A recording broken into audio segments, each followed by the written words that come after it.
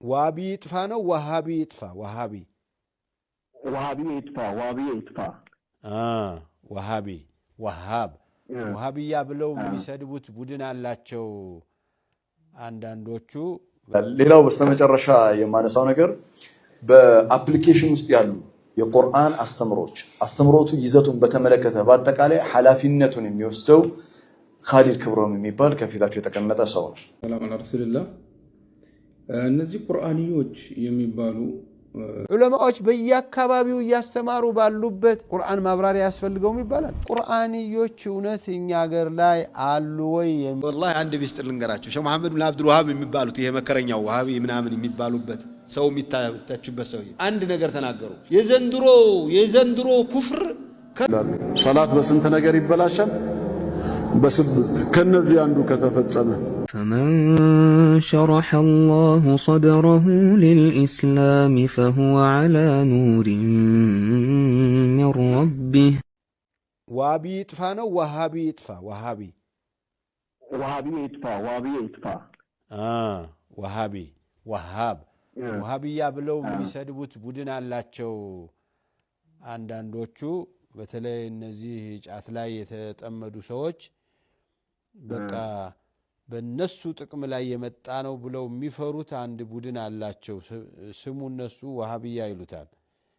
ይሄ ጫቱንም ሲጋራውንም በየቤቱ መልፈስፈሱንም ጀማዓ የማይሰግደውንም ሶላት የሚያሳልፈውንም ምናምን የሚያድበሰብሰውን የማይቀበለውን ወሃቢ ይሉታል እነሱ። እና እሱ እንዲጠፋ ነው እንግዲህ እነሱም ያው ይቀጥሉ። ወሃቢያውም ስራውን ቀጥሎ እያስተማረ ነው። ውሳኔው አላህ ዘንድ ይታያል። አሚን አይባልም። ሙስሊም ይጥፋ እየተባለ አሚን አይባልም። እና አሁን የለም ክርስቲያኑ ሰብኤን አይቶ የለም በቃ አለ አንተ ዋቢና አንተ እንደዚህ ነው ምናምን የሚባለው ነገር ደግሞ ትንሽ አይ አሁን በክርስቲያኖች ትፈርዳለህ እንዴ? በአላህ ሙስሊሙ ጥምጣም ጠምጥሞ መስጂድ ያወል ሶፍ ተቀምጦ እንደዚህ ያለ ክርስቲያኑ ስለ እስላም ምንነቱን የማያውቅ ነብዩን የማያከብር በትክክል ስለ ፈጣሪው ያላወቀም ብለህ የምትለው አካል ይሄንን ቢደግፍ እንገናኛለን እኮ መስሏቸው ነው፣ እንስማማለን መስሏቸው ነው ክርስቲያኖቹ የሚያስቡት። በፍጹም ሙስሊሙና ክርስቲያኑ እምነቱ የተለያየ ነው። እንዲህ ዝም ብለህ የሆነ ቡድን በመደገፍ የምታገኘው ነገር አይደለም፣ የምትፈታው ችግር አይደለም የሙስሊሙና የክርስቲያኑ ልዩነት። ይሄ ዋቢ የሚለው ጫቱን ቢተው የተለያዩ አሉባልታውን ቢተው አንድ ላይ ነው የሚሆኑት። ምክንያቱም ዋሃቢ ጥፋ የሚለው ሰውዬ ወደ ቂብላ ነው የሚሰግደው። ዋሃቢ ጥፋ ያለ ጥርሱን በጫት የሚጨርሰው ሁሉ ውዱእ የሚያደርገው አንድ አይነት ውዱእ ነው ከሌላው ጋር። ጫት የሚቅምና የማይቅም ማለት ነው እኮ ዋሃቢ ያልሆነ ማለት ቃሚው ዋሃቢን ይጥፋልኝ ብሎ የሚቅም ነው። የማይቅመው ደግሞ ከዚህ ነው አማ ነፃ የሆነ ማለት ነው። ግን እዚያ መካከል የሁለቱን ሙስሊሞች መከፋፈል የሚፈልግ አካል አንዱን ደግፎ አንዱን አርግፎ አንዱን አርክሶ አንዱን አንግሶ ሊሄድ ይፈልጋል። ይሄ ያለቀ የተበላ ቆብ ይሉታል ፖለቲከኞች። እንደዚህ ያለውን አባባል አይሰራም፣ ተነቅቶበታል። ይሄ እንኳን በሙስሊሙና በሙስሊሙ መካከል አይደለም በሙስሊሙና በክርስቲያኑ መካከል እንኳን ለማጣላት የሚደረገው ሙከራ ከሽፏል። አሁን እኮ እንደ ድሮ አይደለም። ሙስሊሙና ክርስቲያኑ የራሱ እምነቱን ለማስተማር ከፈለገ ያስተምር እንጂ በረብሻና በስድብ በፍጹም ሊሆን የሚችል ነገር አይደለም። ጀዛኩሙላህ ኸይረን ባረከላሁ ፊኩም። ሌላው በስተመጨረሻ የማነሳው ነገር በአፕሊኬሽን ውስጥ ያሉ የቁርአን አስተምሮቱ ይዘቱን በተመለከተ በአጠቃላይ ኃላፊነቱን የሚወስደው ኻሊድ ክብሮም የሚባል ከፊታቸው የተቀመጠ ሰው ነው። የስካይሊንክ ማናጀር የሆኑትን አቶ መሐመድ ከረምን አይመለከትም። በአስተምሮቱ ላይ ጥያቄ ያለው በአስተምሮቱ ላይ ማንኛውም አይነት ክሪቲሳይዝ ማድረግ የሚፈልግ ማንኛውም አካል በራችን ክፍት ነው። ዑለማዎች በየአካባቢው እያስተማሩ ባሉበት ቁርአን ማብራሪያ ያስፈልገውም ይባላል። ቁርአንዮች እውነት እኛ ሀገር ላይ አሉ ወይ የሚለው ጥያቄ እንዳለ ሆኖ ቁርአንይን የሚባሉት በትክክል ማናቸው ከተባለ መነሻቸውን ማወቅ ያስፈልጋል። ቁርአንይን በኋላ ወደ ሙስሊሙ ከመጣ በኋላ የተለያዩ ትርጉም እየተሰጣቸው የእስላም አካል ለማድረግ ሙከራ በመደረጉ ነው እንጂ የቀጠሉት ቁርአንይን መነሻቸው የእስላም ጠላቶች ናቸው የጀመሩት። ቁርአንይን ማለት ምን ማለት መሰላችሁ? ቁርአን ብቻና ብቻ ነው፣ ሐዲስ አያስፈልግም። ማፈረጥና ፊል ኪታቢ ሚን ሸይ፣ በቁርአን ውስጥ አስፈላጊ የሆነን ነገር ያልተናገርነው የለም ብሏልና ከቁርአን ውጭ ያለ የረሱል ሰለላሁ ዐለይሂ ወሰለም ተግባራቸውም ሆነ ንግግራቸውም ሆነ አይተው ዝም ማለታቸውም ሆነ አያስፈልገንም የሚል አባባል ነው። የነብዩን ብቻ እንዳይመስል የሌሎች ነብያቶችንም ስራ አልፈልግም ነው። ቁርአን ላይ ብቻ ነው የሚለው። ሁለት ነው ምክንያቱ። አንዳንዱ ይሄ ቁርአን ብቻ ነው የሚለው ሰውዬ መስሎት ነው። ከቁርአን ውጭ ያለ መመሪያ ያስቸግረኛል አይገባኝም ብሎ ተቸግሮ በቁርአን ብቻ የሚብቃቃ መስሎት ነው። ለዚህ አይነት ይሄ ችግር ላለበት ሰው አንድ ጥያቄ መስጠት ነው። ሶላት እንዴት ነው የምትሰግደው? ውዱ እንዴት ነው የምታደርግ? እስቲንጃ እንዴት ነው የምታደርገው? ጀናባ እንዴት ነው የምትታጠበው ብሎ መጠየቅ። ቁርአን ላይ የዚህን ዝርዝር አያገኝም። ሁለተኛው ችግር ያለው ማን ነው? አውቆ የሚሟገት ነው። እሱማ ኢስላምን ለማስጠላት እኮ ነው። የቁርአንን መልእክት ሊቱበይነ ሊናስ ማ ኑዚለ ኢለይሂም የተባለውን የረሱሉን ዓለይሂ ሰላቱ ወሰላም አስተምሮት ከማህበረሰቡ ጋር ለማጋጨት ለማጣላት። ሁለቱም ዜሮዎች ነው። ቁርአን ያለ ሱና በፍጹም አይሆንም። ሊቱበይነ ሊናስ እንዲሁም እኮ ነቢ ዓለይሂ ሰላቱ ወሰላም ቁርአንና ቁርአንን የሚመስል ተሰጥቶኛል ነው እኮ ያሉት። ኡቲቱል ቁርአነ ወሚስለሁ መዐሁ። እንዲሁም አንዳንድ ሪዋያ ላይ ወሚስለሁ መዐሁ። ቁርአንን የሚመስል አንድ አይደለም ሁለት ጊዜ ቁርአንን የሚመስል ተሰጥቶኛል ነው። እነዚህ ሰዎች ትልቁ ችግራቸው ሼኽ መሆን ፈለጉ። ሐዲስ ትምህርት በጣም ከባድ ነው። የፈለጉትን ከኪስ ያገኙትን በሙሉ ሐዲስ ነው ብለው እንዳያወሩ የሐዲስ ምሁራን በወስፈንጠር ነው የሚይዟቸው፣ ለቅመው ነው የሚያወጧቸው። ስለዚህ ቁርአን ብቻ ነው ብለን እንቀጥላሉ። ቁርአንን ብቻ አስተምራለሁ የሚለውን ሰውዬ ቁጭ አድርጋችሁ በቁርአን ውስጥ ሶላት እንዴት ነው የሚተነተነው? ዘካ እንዴት ነው የሚወጣው? ዘካተል ማል የወርቅና የብር ዘካ እንዴት ነው ለይተን የምናውቀው? አንድ ነው ወይ በሉት። ጤፍና ባቄላ አንድ ነው ወይ ብላችሁ ጠይቁ። ከብትና በግ ፍየልና ግመል አንድ ነው ወይ? ይሄ እኮ ጅልነት እኮ ነው። አይናችሁን ጨፍኑና ላሙኛችሁ እንደማለት እኮ ነው። ይሄ አሁን ኢስላም ተስፋፍቶ ተንሰራፍቶ ዑለማዎች በየአካባቢው እያስተማሩ ባሉበት ቁርአን ማብራሪያ ያስፈልገውም ይባላል። ነብዩና አለይሂ ሰላቱ ወሰላም ሊቱበይነ ሊናስ ነው እኮ ሶሉ ከማ ረአይቱሙኒ ኡሰሊ እኮ ነው የሚሉ። እኔ ስሰግድ እንዳያችሁ ነው መስገድ ያለባችሁ እኮ ነው። የነብዩ አለይሂ ሰላቱ ወሰላም ሐዲስ ብቻ መሰላችሁ የሚያስፈልገው?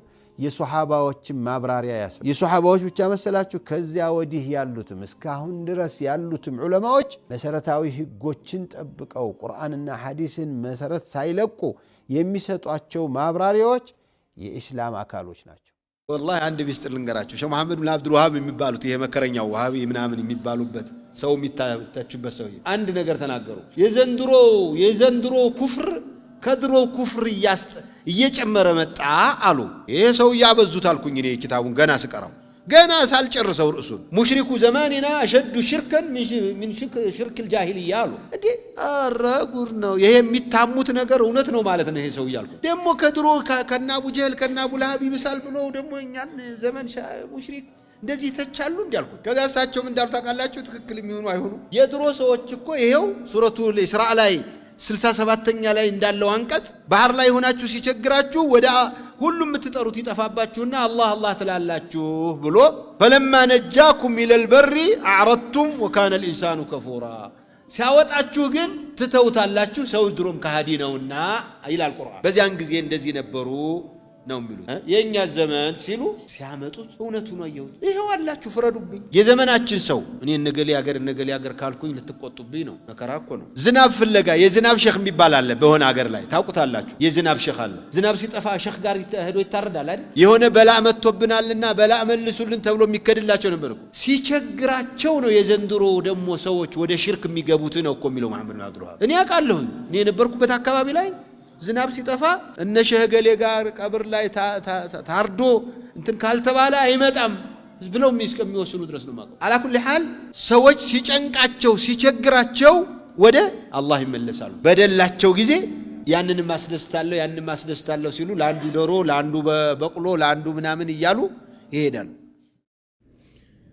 ቢስሚላህ ራህማን ራሂም አልሐምዱሊላህ ወሰላቱ ሰላም አላ ረሱልላህ። እነዚህ ቁርአንዮች የሚባሉ ሰሞኑን አንዳንድ ሰዎች ከነሱ መካከል ብቅ እያሉ በሀገራችን ማለት ነው እንግዲህ እነሱ በዓለም ዙሪያ ነው ያሉት።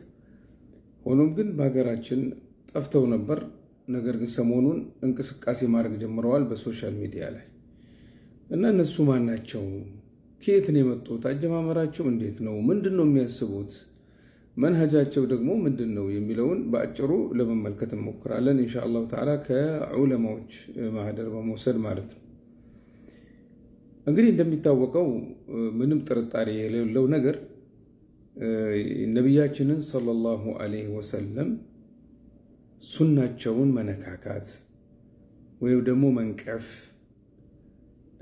የነቢያችን ሰለላሁ ዐለይሂ ወሰለም ሱና ማስረጃ ነው የሚለውን መንቀፍ ወይ ደግሞ መካድ ወይ ደግሞ መተው፣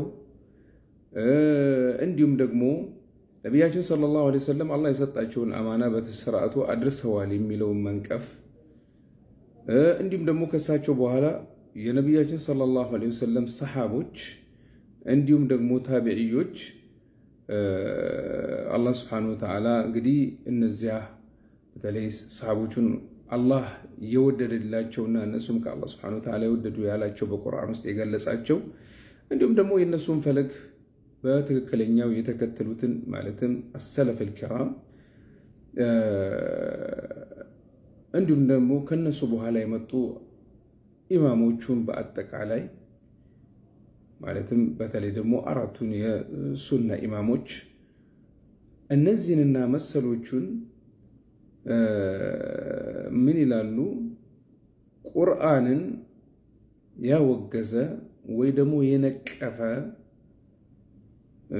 ወይ ደግሞ የነቢያችንን ሰለላሁ ዐለይሂ ወሰለም ሱና የነቀፈ ደግሞ ጉድለት ያለው አድርጎ ያቀረበ ቁርአንን እንደነቀፈ ነው ብለዋል። ለምን? ማን ነው ቁርአንን ሐፍዞ ያስተላለፈልን? ከነቢያችን ሰለላሁ ዐለይሂ ወሰለም ቁርአንን ሐፍዞ ሸምድዶ ያስተላለፈልን እነሱ ናቸውና እነዚህ ድንቅ የአላህ ባሮች ናቸው። ሰሃቦች፣ ታቢዕዮችና ከነሱም በኋላ የመጡት ማለት ነው። አንዱ ካንዱ እየተቀባበለ በትክክለኛው መንገድ ምንም ነገር ጉድለት ሳይኖርበት ያስተላለፉልን እነዚህ ናቸው። ታዲያ ሱናን መንቀፍ ቁርአንን መንቀፍ ነው ብለዋል ዑለማዎች። አላህ ስብሓንሁ ወተዓላ ምን ይላል? መን ዩጢዕ ረሱለ ፈቀድ አጣዕ አላህ ወመን ተወላ ፈማ አርሰልናከ ዐለይሂም ሐፊዛ ይላል አላህ ስብሓንሁ ወተዓላ። መልእክተኛውን የሚታዘዝ ሰው በእርግጥም አላህን ታዘዘ። ከትእዛዝም የሸሸ ሰው ደግሞ ምን ይሆናል? አያሳስብ አለ አላህ ስብሓንሁ ወተዓላ። ስለዚህ ቁርአንን መንቀፍ ሱናን መንቀፍ ነው፣ አላህን መንቀፍ ነቢይ መንቀፍ ነው ሰለላሁ ዐለይሂ ወሰለም። ፈላ ወረቢከ ላ ዩእሚኑነ ሐታ ዩሐኪሙከ ፊማ ሸጀረ በይነሁም ሱመ ላ የጅዱ ፊ አንፉሲሂም ሐረጀን ሚማ ቀደይተ ወዩሰሊሙ ተስሊማ ይላል አላህ ጀለ ፊ ዑላ። ስለዚህ አላህ ስብሓነሁ ወተዓላ ምሎ ምን ይላል? አንዳችሁ በተከራከራችሁበት ነገር ፍርዱን ነቢን ሰለላሁ ዐለይሂ ወሰለም ካላስፈረዱ ምን አይነት ነገር ሊገጥማቸው እንደሚችል አላህ ስብሓነሁ ወተዓላ ገልጿል። እናም ፈላ ወረቢክ ይላል አላህ ስብሓነሁ ወተዓላ፣ በጌታህም እምላለሁ ላ ዩሐኪሙከ ፊማ ሸጀረ በይነሁም ላ ዩእሚኑነ ሐታ ዩሐኪሙከ ፊማ ሸጀረ በይነሁም። በተከራከሩበት በመካከላቸው በተከራከሩበት ነገር እስኪያስፈርዱህም ከዚያም ከፈረድከው ነገር በነፍሶቻቸው ውስጥም ጭንቀትን እስኪያገኙና ፍጹም መታዘን እስከሚታዘዙ ድረስ ይላል አላህ ሱብሓነሁ ወተዓላ አያምኑ ምን ያላቸው ከእምነት ውጭ ያደረጋቸው ማለት ነው። እንዲሁም አላህ ሱብሓነሁ ወተዓላ በሌሎች አያት በርካታ የቁርአን አያቶች ነቢይን መታዘዝ ረሱልን መታዘዝ አላህን መታዘዝ መሆኑን ይገልጽልናል። እሳቸውን እምቢ ብሎ መካድና እሳቸው ያዘዙትን እምቢ ማለት ወይ ደግሞ መጨቃጨቅና የእሳቸውን ፈለግ እምቢ ማለት ክህደት እንደሆነ አላህ ይገልጽልናል። ወመን ዩሻቂቅ ረሱለ ሚን ባዕድ ማ ተበየነ ለሁል ሁዳ ወየተቢዕ ገይረ ሰቢል ልሙእሚኒን ንወሊሂ ማ ተወላ ወኑስሊሂ ጀሃነም ወሳአት መሲራ ይላል አላህ ጀለ ፊ ዑላ። ከነቢይና ሰለላሁ ዐለይሂ ወሰለም የመልእክተኛውን መንገድና የሙእሚኖችን መንገድ የማይከተል ሰው ያ ጥመትን የተጣመመ የሰመው መሆኑን አላህ ስብሓነሁ ወተዓላ ይገልጽልናል። ገሃነምም እናስገባዋለን ይላል አላህ ስብሓነሁ ወተዓላ። ቁርአንን በቁርአን ብቻ ወይ ደግሞ በዚህ ዘመን በፈለግኩት መንገድ እፈታዋለሁ ማለት ትክክል አይደለም ማለት ነው። እሳቸው ለኡማው አስተምረው ባለፉት መንገድ ነው ቁርአን የሚፈታውና ተፍሲር የሚሆነው። እንዲሁም ደግሞ ሰለፎች በተረዱትና ለኡማው አስተምረው ባለፉት መንገድ ማለት ነው። ታዲያ ይሄ መንገድ ከየት መጣው? እንደ የቁርአኑን አያቶች ከምን ይላሉ ዑለማዎች? 100 በላይ የሚሆኑ የቁርአን አያቶች አሉ በዚህ ዙሪያ ቢገለጹ ይላሉ። ታዲያ ይሄ ከየት መጣ ለሚለው ባጭሩ ምን አሉ? አስሉ هذا الرأي الفاسد ይሄ የተበላሸ መንገድ መሰረቱ አሉ አና አዘናዲቀተ እነዛ የተጣመሙት ኢማንን ግልጽ አድርገው እያሳዩ በውስጣቸው ኩፍርን የደበቁት ወጣኢፈቱን ሚን ጉላት ራፊዳ ከራፊዳ ከሺዓዎች የሆኑ ወሰን አልፈው እጅግ አጥብቀው መንገድን የሳቱት ከነሱ መንገድ የመጣ ነው ይላሉ። ምን ማድረግ? ሱናን በሁጃነት ያለ መቀበል ማለት ነው። ቁርአንን ብቻ ይዘን በቁርአን ብቻ ነው የሚሉት ከነሱ የመነጨ ነው ይላሉ። ነስአሉላህ አልዓፊያ። ስለዚህ ወንድሞቼ አላህ ስብሓንሁ ወተዓላ መንገዱን ይምራንና እሱ የወደደውን መንገድ ያሳየንና ቁርአንና ሱና የአንድ ብር ሁለት ገጽታዎች ናቸው። ሁሉም ከአላህ ናቸው። ሁሉም ዋህዮች ናቸው። አላህ ስብሓንሁ ወተዓላ ምንድን ያለን? ማ የንጢቁ ዐኒል ሀዋ ኢን ሁወ ኢላ ዋህዩን ዩሓ። ከራሱ ከነቢይ ሰለላሁ ዐለይሂ ወሰለም ከነፍሱ የሚናገር የለም አላህ ስብሓንሁ ወተዓላ ዋህይ ቢያደርግለት እንጂ ብሎናል አላህ ስብሓንሁ ወተዓላ በሱረት ነጅም ወነጅም ኢዛ ሀዋ ማ ضለ ሳሒቡኩም ወማ ገዋ ማ የንጢቁ ዐኒል ሀዋ ኢን ሁወ ኢላ ዋህዩን ዩሓ። ዋህይ ነው የነቢይ ሰለላሁ ዐለይሂ ወሰለም ቃል። ቁርአን ለፍظም ማዕናውም ሁሉ ነገር ከአላህ ስብሓንሁ ወተዓላ ሲሆን ሱና ደግሞ ማዕናው ከአላህ ሆኖ ለፍظ ከነቢይ ሰለላሁ ዐለይሂ ወሰለም የሆነ መሆኑን ሁላችሁም የምታውቁት ነገር ነው። ስለዚህ አኢማዎች ስለዚህ ዙሪያ ተናግረዋል። በተለይ ኢማም ሻፊዒ እና ሌሎችም በዚህ ዙሪያ ሰሞኑን ብቅ ያሉ አንዳንድ ሰዎች ይሄን መንገድ እምቢ ያሉ መሆናቸውን ማረጋገጥ አለባቸው። የሀገራችንም ዑለማዎች በዚህ ዙሪያ በተለይ የዑለማው ቢሮ ይሄን ነገር መግለጫ አውጥቶ እነዚህ ሰዎች መክሯቸው ወደ ቀጥተኛው መንገድ እንዲመለሱ መደረግ መቻል አለበት፣ ሸራቸው ሳይስፋፋ።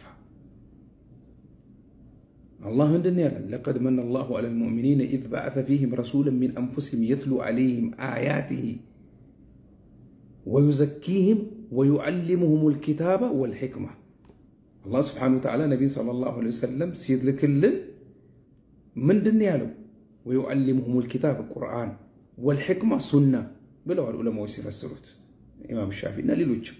ስለዚህ እነዚህ ሰዎች ተጠንቀቁ፣ ከትምህርታቸው ራቁ፣ ላሁን ምንነታቸው እስኪረጋገጥ ድረስ።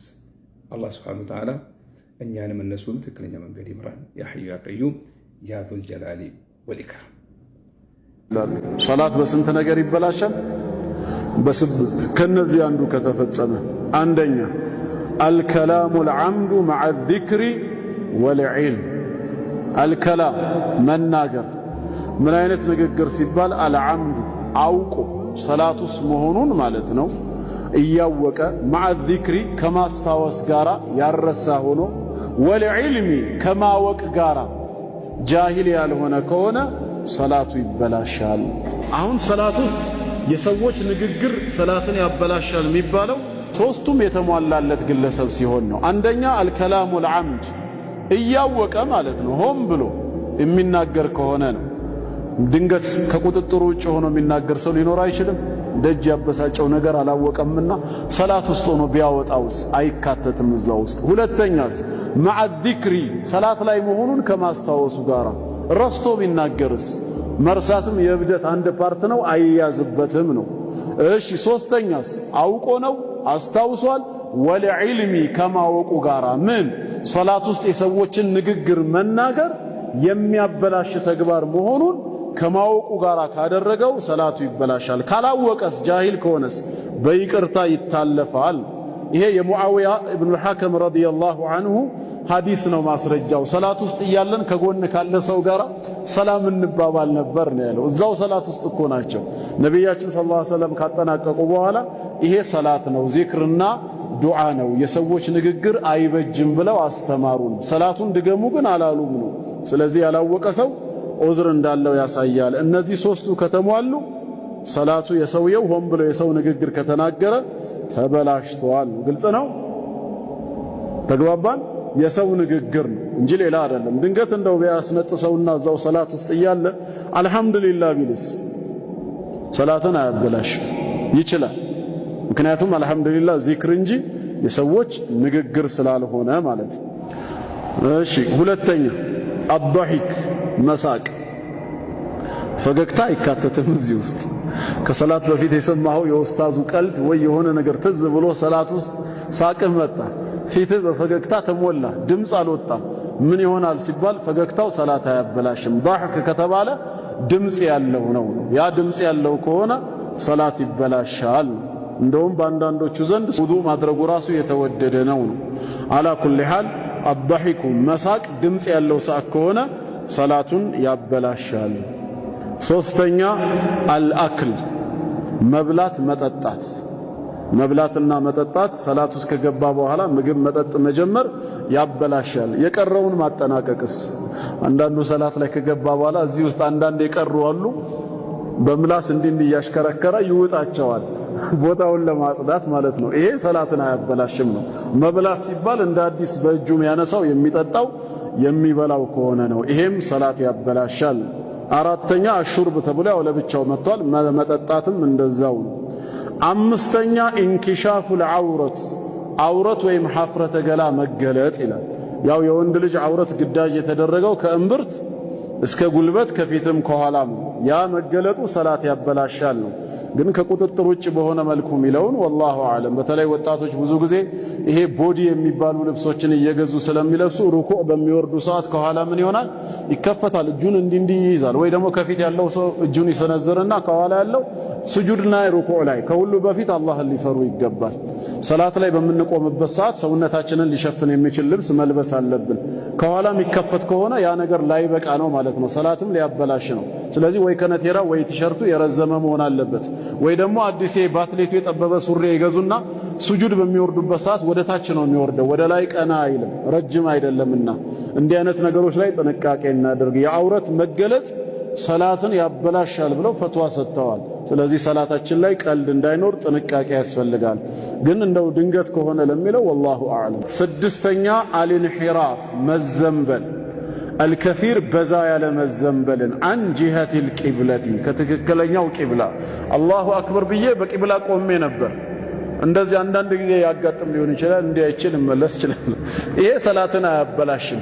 ብዙ አይደለም የሚባለው 90 ዲግሪ ከሆነ ሲዞርኩት እንደዚህ ማለት ነው አለቀ፣ ከሰላቱ ወጥቷል ነው። ብዙ የሆነ መዘንበል ከቂብላ ሰላትን ያበላሻል። አንዳንድ ጊዜ ግን ለኢማሞች የማእሙሙን ሰላት ለማስተካከል በሚሰግዱበት ሰዓት እንዲዞረው ማየት ይችላሉ። ነቢያችን ሰለላሁ ዐለይሂ ወሰለም ወደ ኋላችን ዞረው ሲያዩን እሳቸው ቁጭ ብለው ሲያሰግዱ ቆመውን አዩን። ፈአሻረ ቢየዲሂ በእጃቸው ተቀመጡ ብለው ምልክት ሰጥተውናል ነው። የማእሙሙን ሰላት ለማስተካከል ኢማም በዚህ መልኩ መዞር እንደሚችል ያሳያል ነው። ከዛ ውጭ ግን በዛ ያለ እንቅስቃሴ ከሆነ ሰላቱን ከቂብላ ሙሉ በሙሉ ወጥቷል የሚያሰኘው ከሆነ ያበላሻል ነው። ቂብላን መጠበቅ አለብን ነው። ሰባተኛ አልዓበቱል ከሲር ብዙ የሆነ ላግጣ ጫወታ በሰውነታችን ማለት ነው። ጫወታ ማብዛት ፊ ሰላት አልሙተዋሊ ተከታታይ የሆነ ያልተቋረጠ ፊ ሰላት በሰላት ላይ እኔ እየሰገድኩ ነው፣ ኢማሙ ፋቲሃ እየቀራ ነው፣ ምንም አይቆምም። በቃ ብዙ የሚደረግ ምንም ተከታታይ የሆነ አበስ ጫወታ በጣም የበዛ ከሆነ ወይ ደግሞ በእግሩ እየቆመ እንዲህም የሚል ሰው አለ። በጣም ተከታታይ የሆነና የበዛ ከሆነ አጠቃላይ ከሰላቱ እንደወጣ ይቆጠራል ነውና ስለዚህ ሰላታችን ላይ ጥንቃቄ ልናደርግም ይገባል እንጂ አንዳንዴ ሊከሰት የሚችል ነገር ነው። ጺሙንም ሊያስተካክል ኮፍያውንም ወይንም ደግሞ ሌላው መነጽሩን እንዲያስተካክሎ አለ። ይሄ ግን ምንድነው? አንደኛ እንደ ኪታቡ ገለጻ አልዓበቱል ከሲር በዛ ያለ ነው፣ ትንሽ ያልሆነ። ሁለት አልሙተዋሊ ተከታታይ የሆነ ያልተቋረጠ፣ ያ ከሆነ ጥንቃቄ ያስፈልጋል። ስምንተኛና የመጨረሻ ያው ሁላችንም የምናውቀው ኢንቲቃዱ ጣሃረት ጧሃራ ወይም ውዱአችን ከፈረሰ ባይሆን እዚህ ላይ ያደራ ብዬ ማስጠነቅቀው ሼም የሚይዘው ሰው አለ። ሰላት ላይ ሆኖ አየር ያመልጠዋል፣ ውዱኡ ተበላሸበት፣ ወይ ደግሞ ትዝ አለው ያለ ውዱእ ሰላት ውስጥ እንደገባ ምን ያድርግ? በቃ አጠናቅቄ ይወጣና ድጋሚ ውዱእ አድርጌ ተመልሼ እሰግዳለሁ። አይፈቀድም ነው ያለ ውዱእ መስገድ። ስለዚህ አቋርጦ ይውጣ። ሼም ከያዘው አፍንጫውን ይዞ መውጣት ይችላል። ያው ለስርት እና እነዚህ ምንድናቸው? ስምንቱ ሰላትን ያበላሻል የተባለው ነው።